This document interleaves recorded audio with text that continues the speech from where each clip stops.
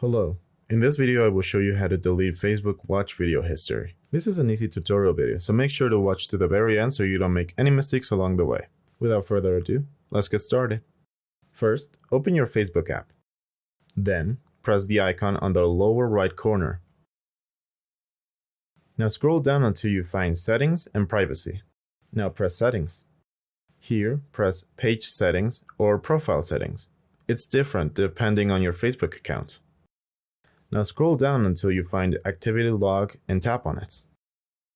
Now here, find Activity History and tap on it. Now here, tap on Filters. Then Categories. Now here, tap on Logged Information and then Search. Here you can tap on any specific one you want. Now here, a list of all the things you've done will appear. You can delete one by selecting the three dots and delete. Or, if you want to delete all your watch history, just tap on Clear and then Clear again. And that's it. I hope this video helped you and thank you for watching.